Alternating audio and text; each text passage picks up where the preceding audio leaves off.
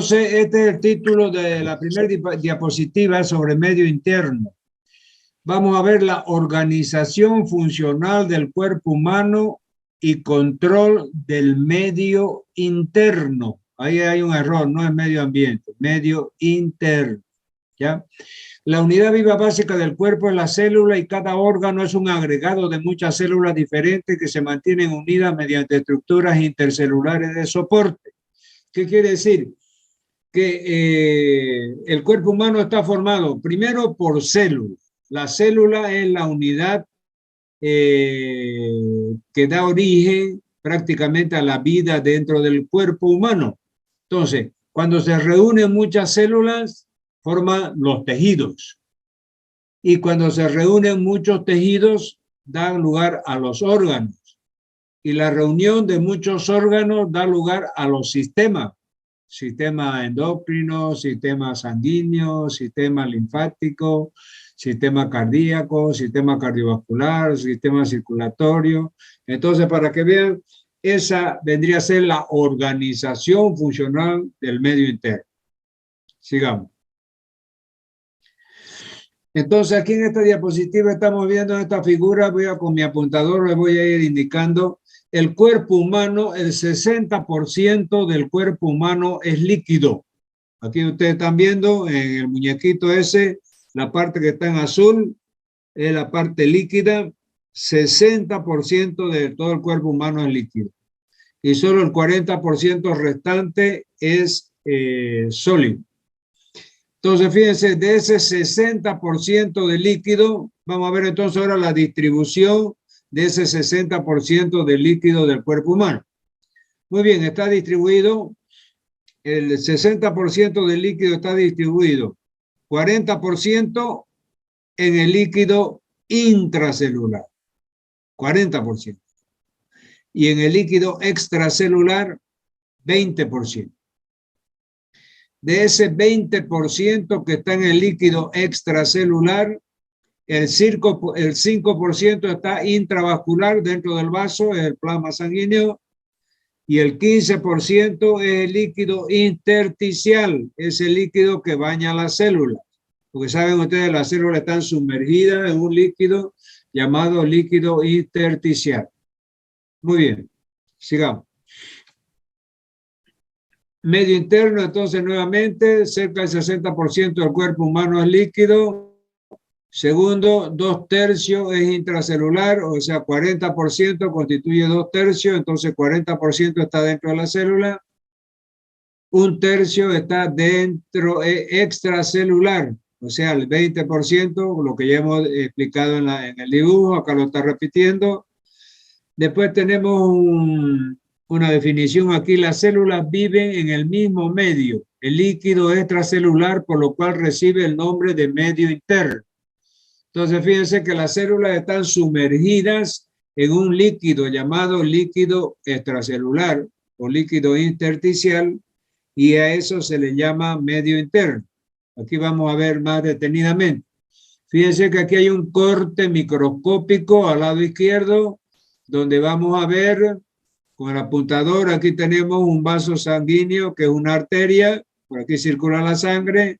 Aquí en amarillo tenemos un vaso linfático, ¿ya?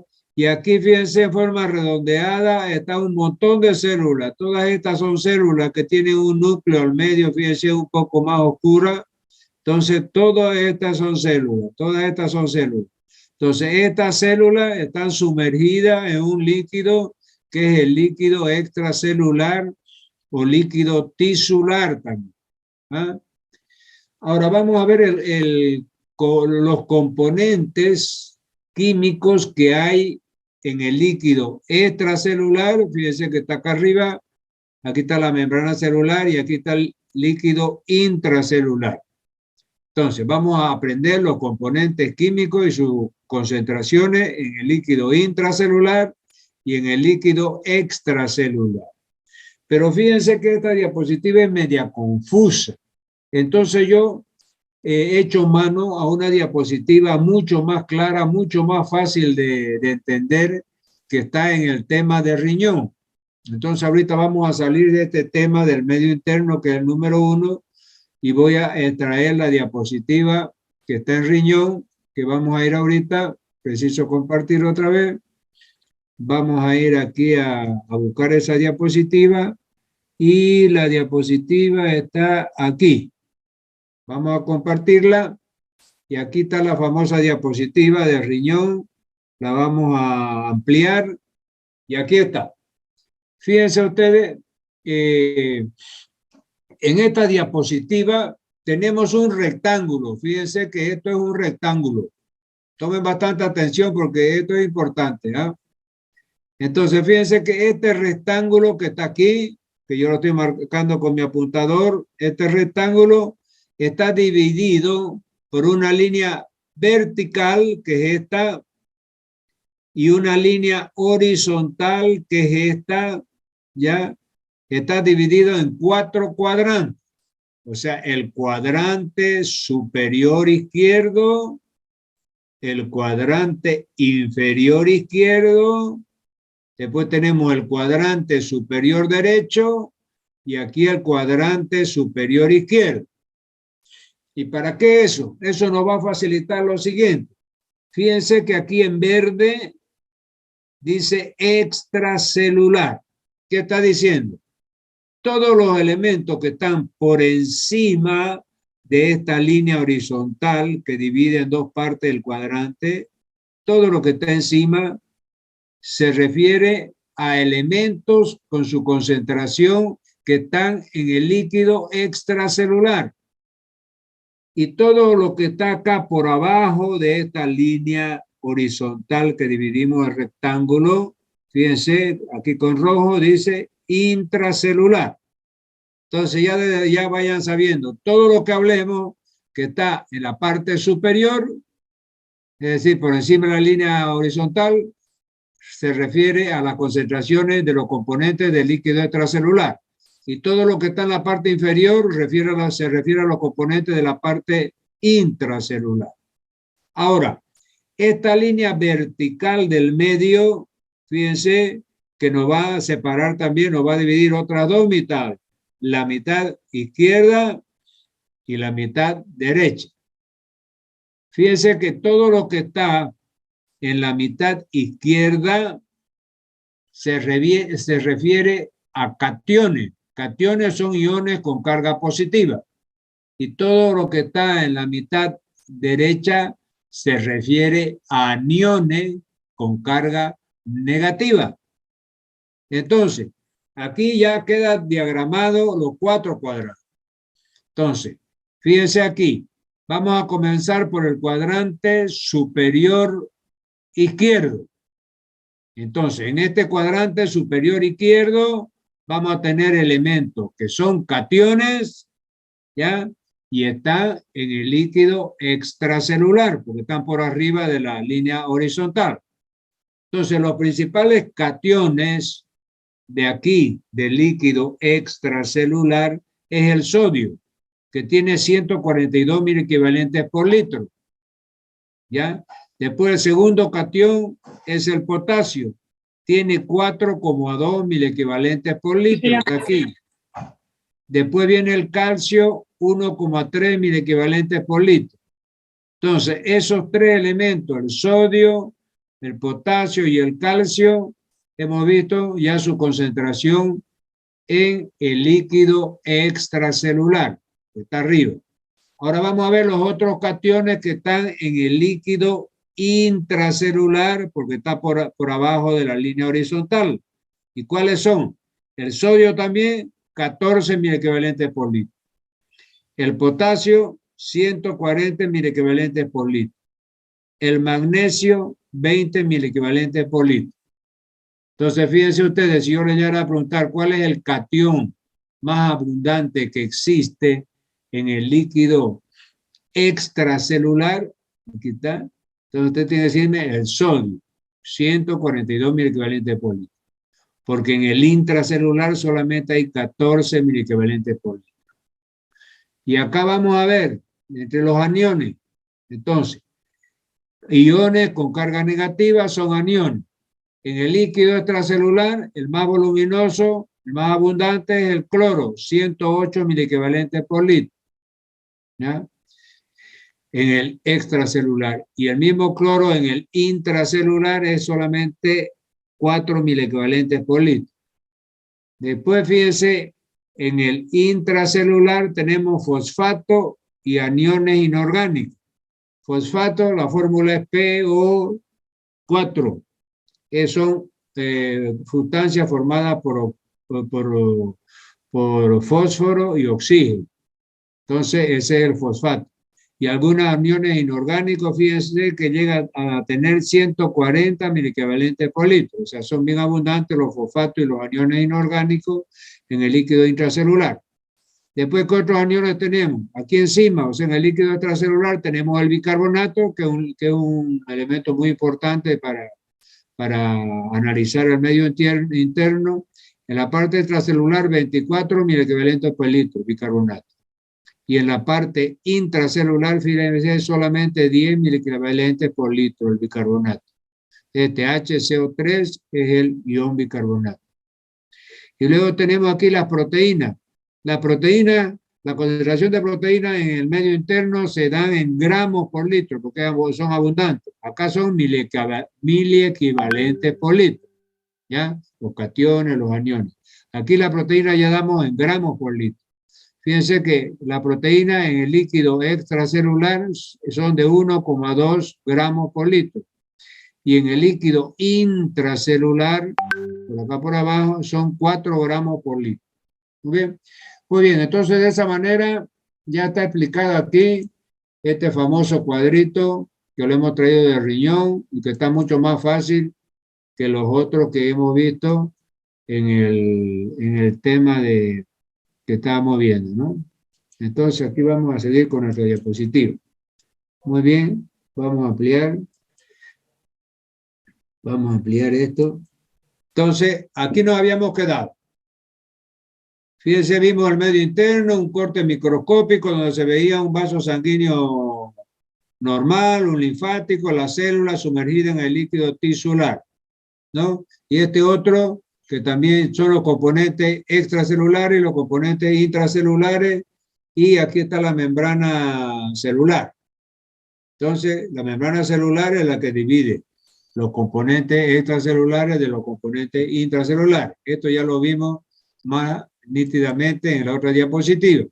Ahora vamos a ver qué es la homeostasis. Homeostasis quiere decir, en terminología médica, es la función o la capacidad que tiene el organismo de mantener constante su medio interno. ¿Qué quiere decir? El organismo tiene mecanismos reguladores que hacen que todos los componentes, esos que hemos visto recién del medio interno, sodio, potasio, cloro, bicarbonato, etcétera, se mantengan, es decir, no fluctúen mucho, o sea, no varíen mucho durante las 24 horas del día. Porque supóngase si el potasio está a 142 a las 6 de la mañana y después está a 300 a las 8 de la mañana y después está a 500 a las 12 del mediodía, es decir, esas grandes fluctuaciones de los componentes químicos del medio interno serían, es decir, incompatibles con la vida. Es decir, ningún organismo vivo, humano, podría vivir si fluctuasen mucho los valores de su medio interno. Entonces, esa capacidad que tiene el organismo de mantener constante el medio interno se llama homeostasis. ¿Ya? Entonces vayan aprendiendo esa terminología médica porque es un lenguaje muy especial y técnico el que tenemos nosotros los médicos. Entonces, para poder comunicarnos entre nosotros los médicos y después ser capaz de dar una palestra donde está el auditorio lleno de profesionales de la salud, sobre todo médicos, tienen que manejar la terminología médica, ¿verdad? Y si es necesario comprarse un diccionario médico, háganlo. Pero de todas maneras, durante la cruzada, ya yo voy a ir explicándole toda la terminología médica que aparezca en la cruzada de la materia. Muy bien, entonces, homeostasis. Si yo le pregunto cuál es la definición de homeostasis, es la capacidad que tiene el organismo de mantener constante su medio interno. Hay una segunda palabra y hay una tercera que son bien parecidas y puede llevar a la confusión. La segunda es la hematosis. ¿Cómo se define la hematosis? La hematosis es otra función que tiene el organismo de intercambiar.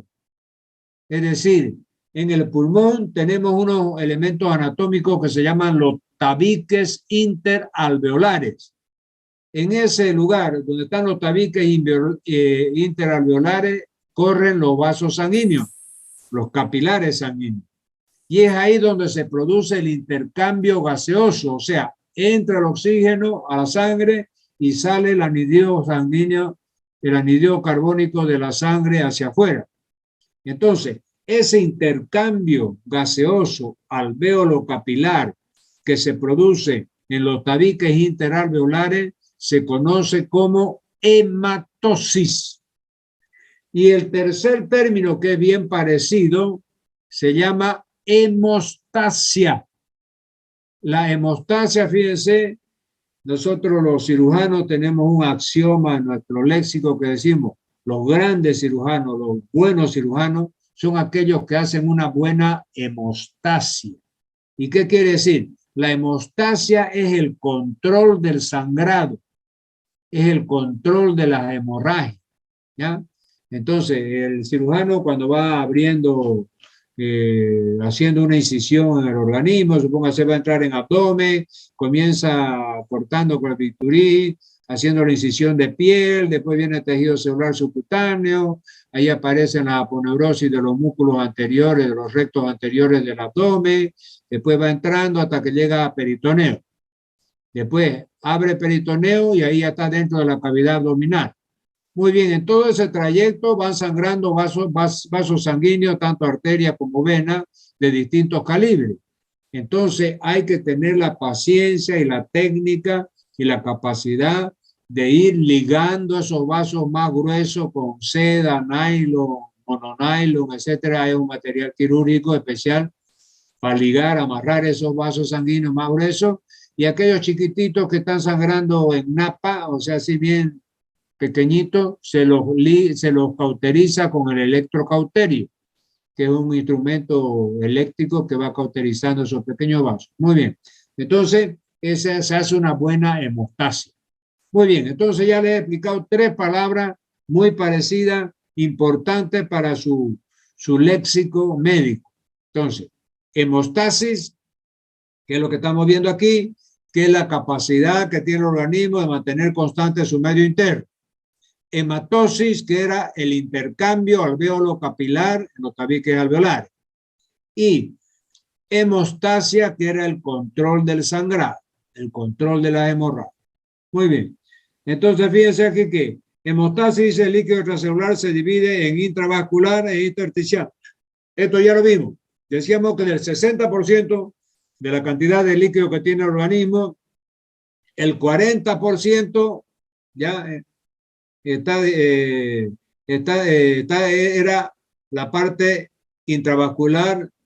Perdón, de ese 60% teníamos que el intravascular era el 40% y el intersticial era el 20%. De ese intravascular era 15% tisular y el 5% dentro de los vasos sanguíneos, ¿no? Muy bien, entonces veamos que la circulación, es decir, tiene 2 etapas. El movimiento de la sangre en los vasos sanguíneos y el movimiento de la sangre en los capilares sanguíneos. Los vasos sanguíneos son venas, arterias, son un poquito más gruesos, son como unas cañerías, por ahí circula la sangre. Y los capilares son bien finitos, por ahí para pasar la sangre tiene que pasar en fila india, los glóbulos rojos tienen que empilarse así, haciendo como una fila india para poder pasar por esos capilares sanguíneos que son bien angostitos, es decir, tienen poco diámetro, ¿verdad? Entonces, por eso que aquí nos está explicando esos 2 tipos de transporte, esos 2 tipos de circulación.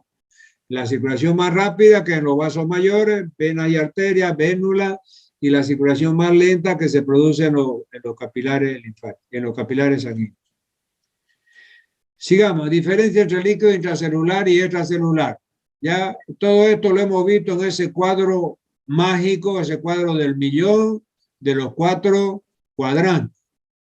ya cuadrante superior izquierdo, superior derecho, etcétera. Entonces, fíjense que aquí nos da la diferencia que hay entre el líquido extracelular y el líquido intracelular.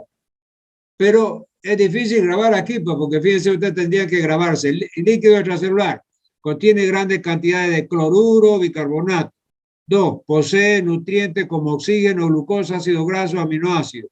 3. Presenta dióxido de carbono para ser eliminado por los pulmones, etc. Eso es el extracelular. Y el intracelular tiene grandes cantidades de iones de sodio, potasio, magnesio y fosfato. 2. Incorpora los nutrientes al líquido extracelular. 3. Elimina los líquidos del extracelular al dióxido de carbono.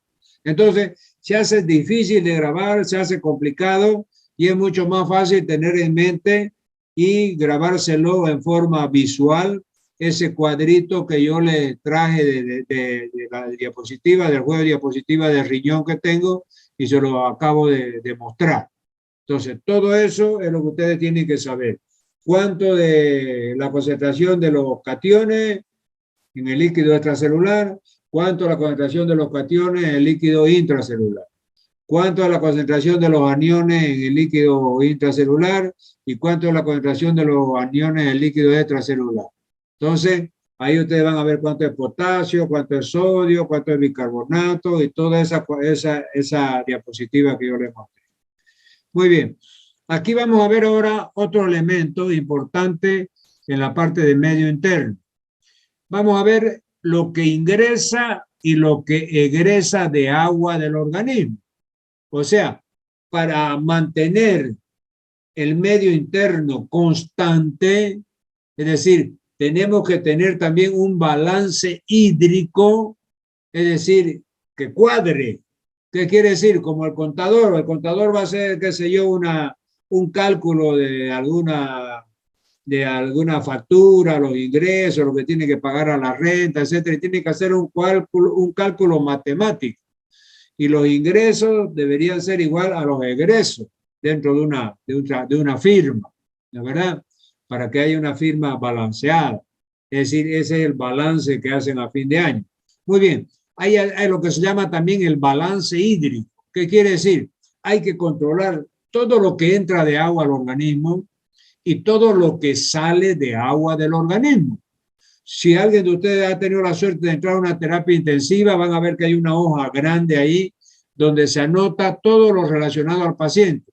La medicación, todo lo que está haciendo, electrocardiograma, espirometría, todo lo que se le haga. Y en ese cuadro grande hay un balance hídrico, ¿ya? Entonces, todo lo que se le da al paciente, con suero, plasma, sangre, toda esa cantidad hay que anotarla, porque es líquido que está entrando al organismo. Y todo lo que sale, ya sea se calcula, hay tablas que calculan por el sudor, vamos a ver que al sudar se pierde líquido, al respirar se pierde líquido también, ¿ya? Hay una evaporación por los poros, por materia fecal, por la orina. Entonces, ¿cuántos son esos valores? Y aquí fíjense, yo aquí voy a agarrar mi apuntador para que ustedes no se pierdan y acompañen este cuadrito. Fíjense, aquí dice ingresos y pérdidas diarias, ¿no es verdad? Aquí está. Entonces, vamos a ver cuáles son los ingresos en un paciente normal. Normal quiere decir es una persona de 70 kilos que está en reposo. Un adulto de 70 kilos en reposo, eso se considera normal. ¿Cuánto es el líquido ingerido? Fíjense que alrededor de 2 litros, punto 3, o sea, 2.300 mililitros. Es lo que un paciente normalmente ingiere. A través toma un vasito de agua ahora, después a las 4 horas toma otro, a las 5 horas toma otro. Bueno, durante las 24 horas va a tener 2.300 mililitros que ha ingerido. Del metabolismo de los alimentos, cuando come todos los alimentos, hidratos de carbono, lípidos, proteínas, cuando se metabolizan también liberan un poco de agua. Ahí son 200 mililitros. Entonces, si sumamos los 2.300 de la ingesta de líquido más los 200 del líquido que sale de los alimentos del metabolismo, da 2.300. Fíjense aquí hay 2.300 mililitros. Esa es la ingesta normal de líquido en las 24 horas. Ahora, ¿cuáles son las pérdidas? Fíjense que aquí en las pérdidas tenemos que ver la pérdida insensible por la piel, o sea, por los poros de la piel, insensiblemente hay una salida de vapor de agua que se puede contabilizar y da alrededor de 350 mililitros. Eso se llama perspiración insensible, ¿ya? Por piel. Después tenemos también una pérdida insensible por los pulmones. Al inspirar y al expirar, estamos perdiendo también líquido de 350 mililitros. Después, en el sudor, ya sea en un día que no sea ni muy frío ni muy caluroso, 100 mililitros. Después, por la materia fecal, por la S, otros 100 mililitros. Y por la orina perdemos casi 1,5 litros, es lo que orinamos a las 24 horas, en 1.400 mililitros, casi 1,5 litros. Todo eso, si se suma, que son las pérdidas de líquidos, son 2.300 mililitros. Aquí está. Entonces, fíjense que ha cuadrado, o sea, ha coincidido. 2.300 mililitros es el total de los ingresos y 2.300 mililitros es el total de las pérdidas. ¿Ya? Eso, como les digo, un paciente normal, en reposo, etc. Ahora, fíjense usted la diferencia en un paciente que está, una persona que está haciendo ejercicio, un atleta que está haciendo ejercicio intenso y prolongado, corriendo, haciendo maratón, haciendo halterofilismo, no sé, ¿ya? Entonces, fíjense que aquí, por ejemplo, pone interrogado el líquido ingerido, porque ahí puede ser que él tome, supóngase, un vaso de agua, no sé, 2 vasos de agua, etc. El del metabolismo de los alimentos, la comida, se alimenta 200 y el total de ingresos, fíjense, está interrogado.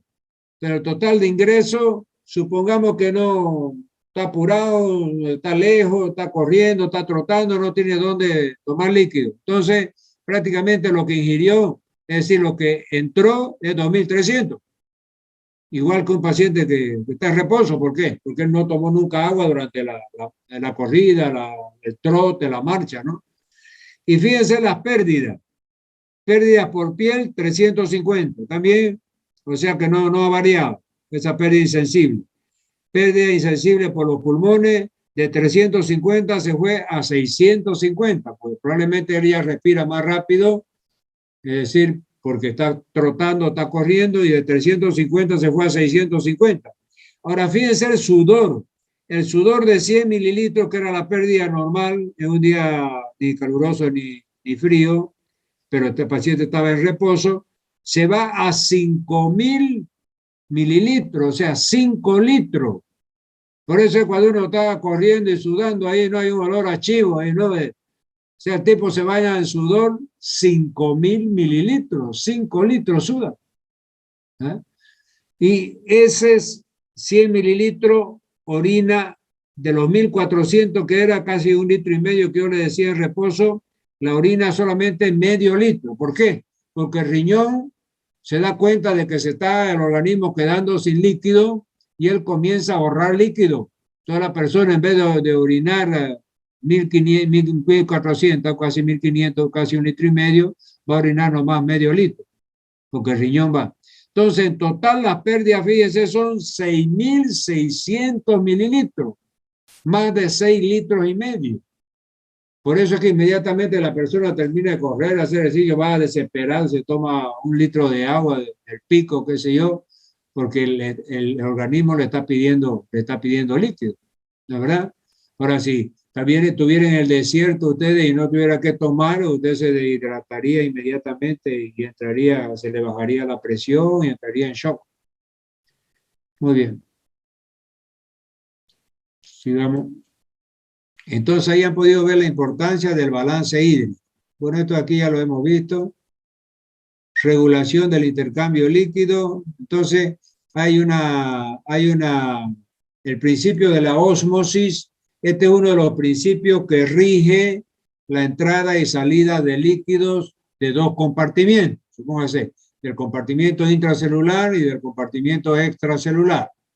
Del compartimiento intravascular al compartimiento intersticial. Entonces, todas esas entradas y salidas de líquido a esos compartimientos siguen un principio que se llama el principio de la ósmosis. Y eso lo vamos a hacer a través de una pizarrita para que ustedes entiendan. Aquí está el lapicito. Entonces vamos a dibujar aquí un tubo en U de esos de laboratorio que tiene dos ramas, una rama izquierda y una rama derecha. ¿Ya? Entonces este es un tubo en U, de un laboratorio. Entonces, si ese tubo en U le ponemos un material semipermeable aquí, para que no se junte el contenido líquido de esta rama derecha con el contenido líquido de esta rama izquierda. Entonces, supóngase, aquí en la rama izquierda le ponemos sal común, sal de cocina, que es cloruro de sodio. Vamos a poner entonces aquí la fórmula de cloruro de sodio. Ustedes dibujar con esta pizarra mía que una huevada. Entonces, este Na y este Cl, cloruro de sodio. Esta es una N, pero mira, no se puede hacer. Ese Na más Cl, cloruro de sodio. Y acá tenemos agua, H2O. H2, mierda. O, H2O. Entonces, fíjense que aquí esto es la explicación, por ejemplo, de la ósmosis. Fíjense que esta agua pura es una sustancia diluida con relación a este cloruro de sodio que es concentrado. Entonces, la ósmosis va de la sustancia más diluida, que es el agua, hacia la sustancia más concentrada. Entonces, fíjense que de aquí va a comenzar a pasar agua por esta membrana semipermeable, pasa agua, pasa agua, pasa agua, y solamente se detiene ese paso de agua cuando la concentración de esta rama izquierda va a ser la misma que la concentración de esta rama derecha. Ese es el mecanismo de la ósmosis. ¿Y qué es la presión osmótica? Es la presión que ejerce el agua contra esta membrana semipermeable para poder pasar al otro compartimiento donde está el cloruro de sodio, que es más concentrado. ¿Ya? O sea, el cloruro de sodio tiene más soluto, pues tiene el soluto que es el ion sodio y tiene el soluto que es el ion cloro. ¿Ya? Eso, junto en la sal de cocina, son más concentrados que el agua, que tiene hidrógeno y oxígeno. ¿Ya? Entonces, si yo le llego a preguntar cuál es el sentido de la ósmosis, me tiene que decir del menos concentrado hacia el más concentrado. O es lo mismo, del más diluido al más concentrado. ¿Ya? Eso es importante porque eso cae a ver en los exámenes y a veces no sabe. ¿Ya? Parece fácil, pero uno acaba olvidándose. ¿Ya? Muy bien. Entonces, siguiendo así como esto de acá. Aquí estamos, ¿dónde? El cuadrito. Terminamos aquí. A ver.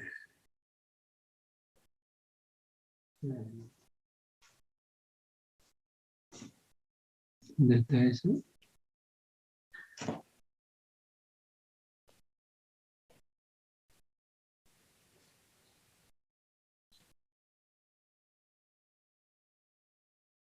Muy bien, aquí era de la ósmosis. Dice, la ósmosis es la difusión neta de agua a través de una membrana con una permeabilidad selectiva. Yo le decía una membrana semipermeable.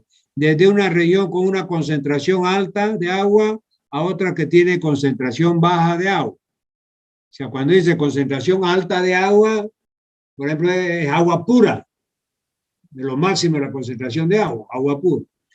Y una concentración baja de agua, en el caso del cloruro de sodio, no tiene nada de agua, porque es todo cloruro de sodio. Relación entre mole y homólogo. Entonces, aquí vienen los conceptos de hipertónico, isotónico y hipotónico. Aquí voy a tener que ir otra vez a hacer el cuadrito para que entiendan eso. ¿Ya? Infelizmente. Vamos otra vez con lapicito. Ya, entonces aquí vamos a ver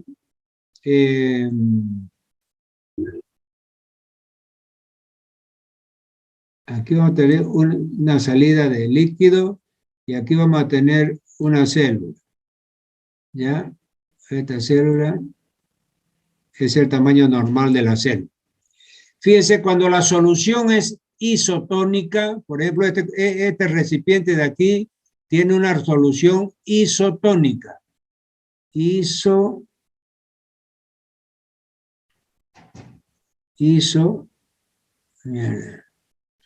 Isotónica, ¿qué quiere decir?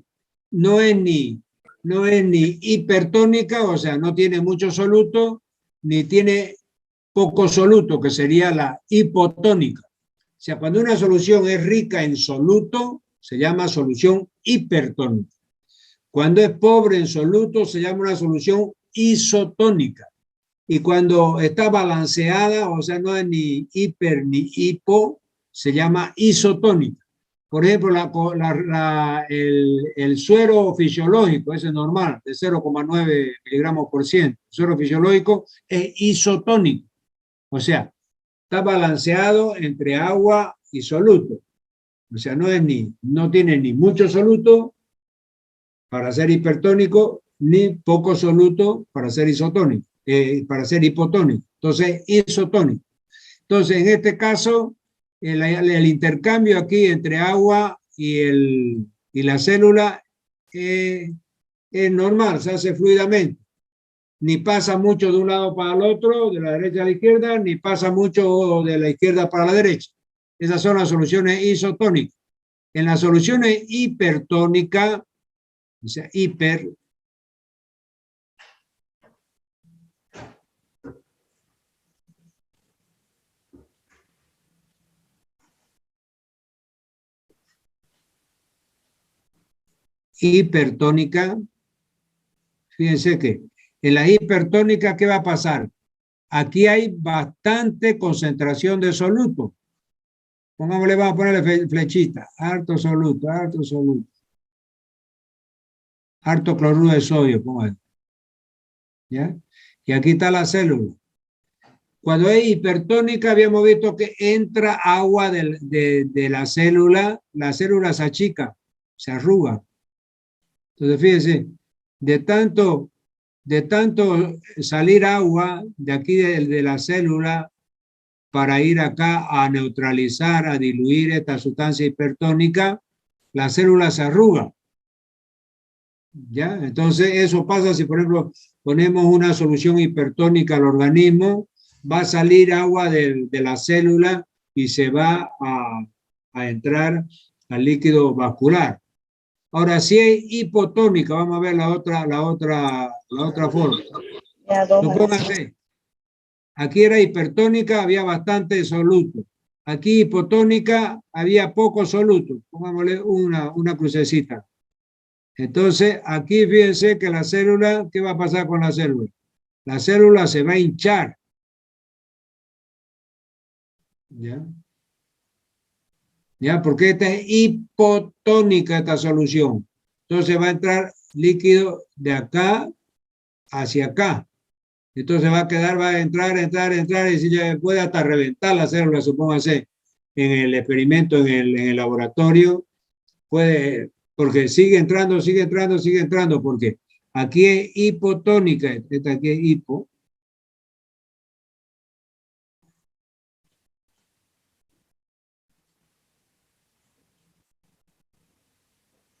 Entonces, repito, en las soluciones isotónicas, el intercambio es regular y equilibrado.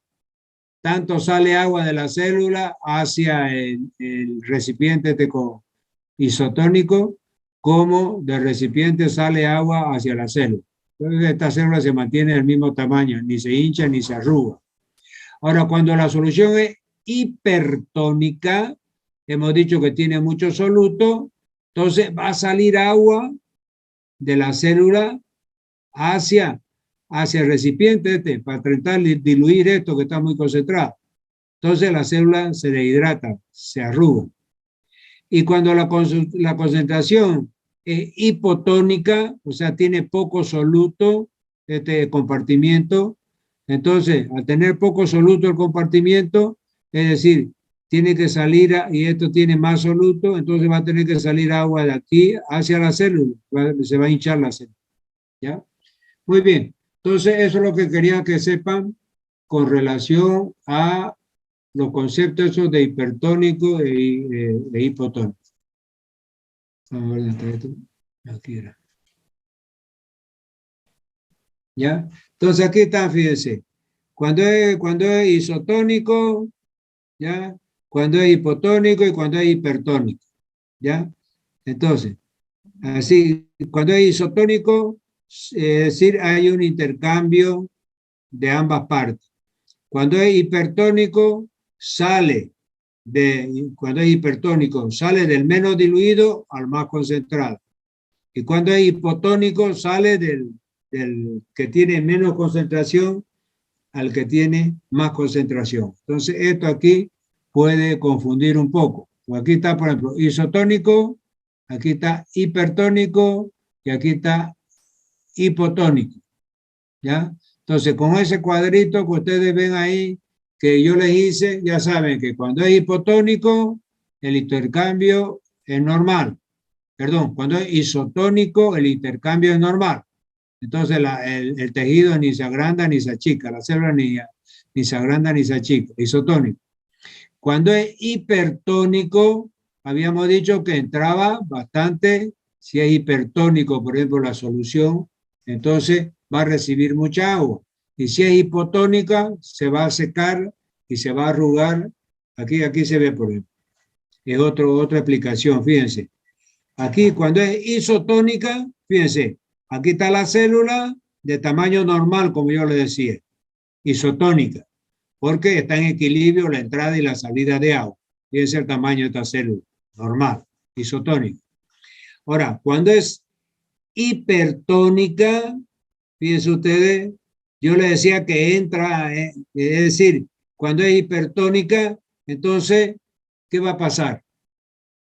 Es decir, tiene que salir agua, o sea, aquí por ejemplo va a perder agua la célula y se va a achicar. Y acá si es hipotónica, es decir, la célula se va a agrandar. Sigamos. Regulación de las funciones corporales. Entonces tenemos que el organismo regula las funciones corporales del oxígeno y del anhídrido carbónico. ¿Y cómo? Ya después vamos a ver en sangre, en el tema sangre, en el capítulo de sangre, vamos a ver cómo el oxígeno es un sistema buffer, es un sistema amortiguador. Porque cuando yo les decía, cuando definíamos el término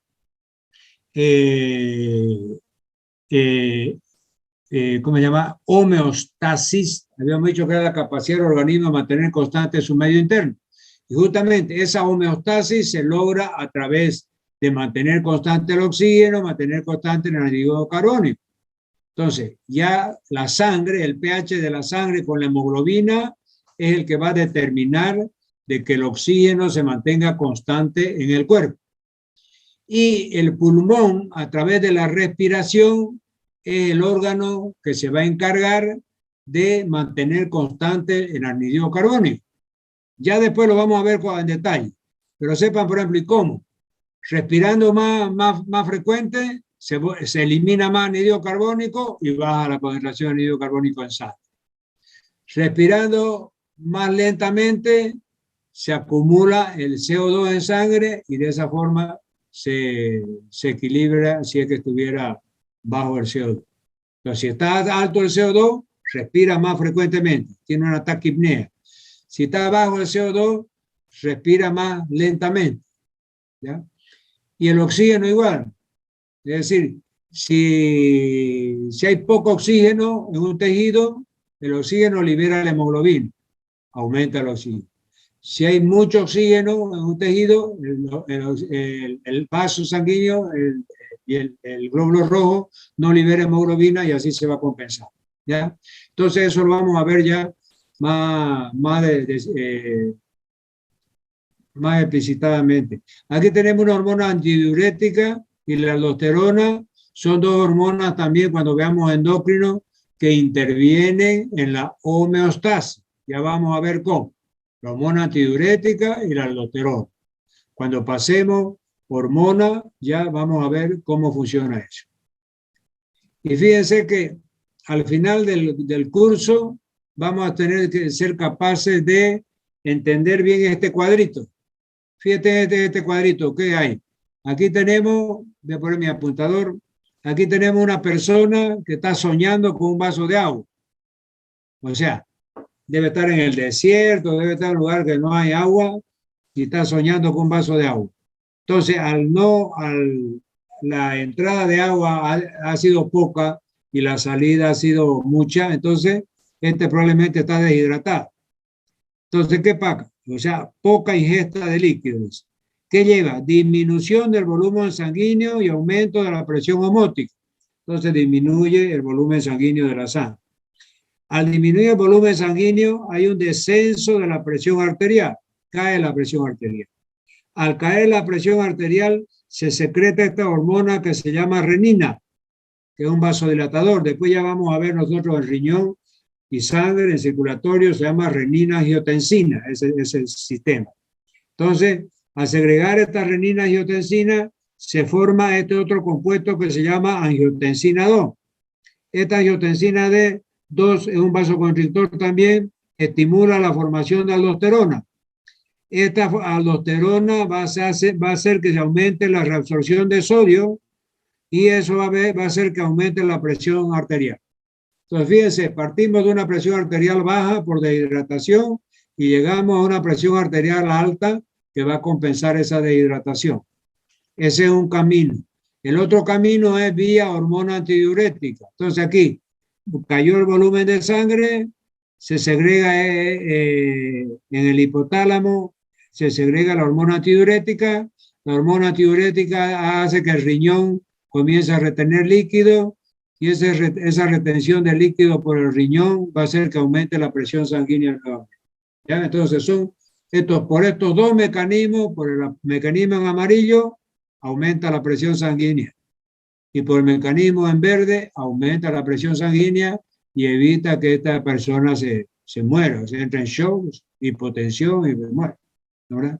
Muy bien, pero esto va a ser capaz ustedes ya de resolverlo al final del curso, cuando ya sepan circulatorio, corazón, sepan endocrinología y todo eso. Muy bien, entonces vamos a compartir ahora. Stopped. Si tienen alguna preguntita, adelante.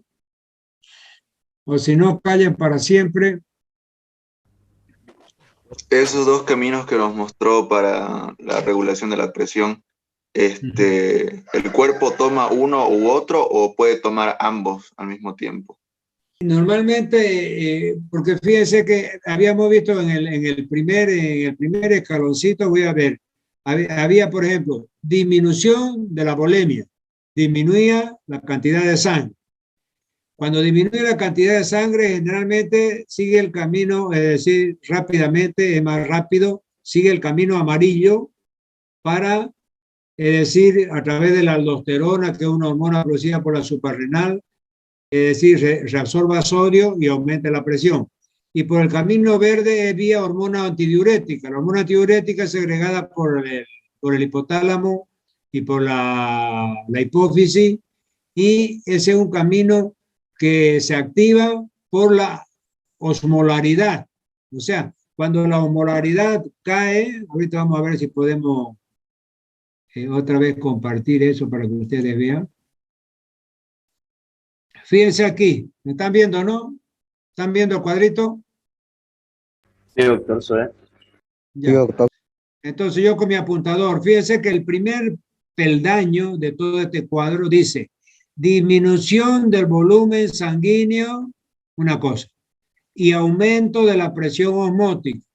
Entonces, El aumento de la presión osmótica que se hace en la mácula densa, vamos a ver, el riñón, es decir, activa ambos sistemas.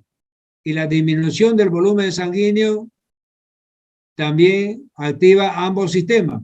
Solamente que este sistema amarillo es más rápido.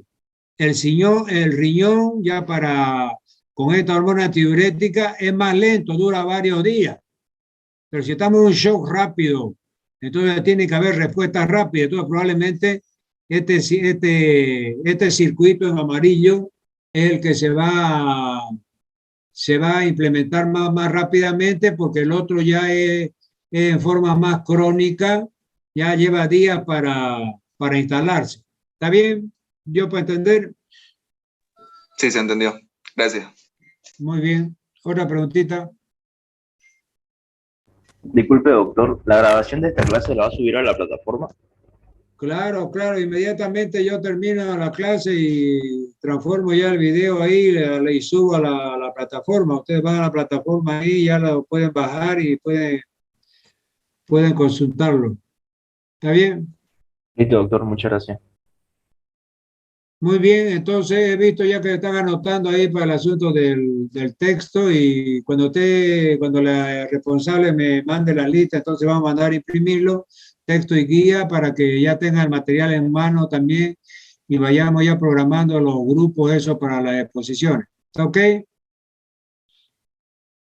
Está bien, doctor. Muy bien, nos vemos entonces. Chao, un abrazo. Hasta luego.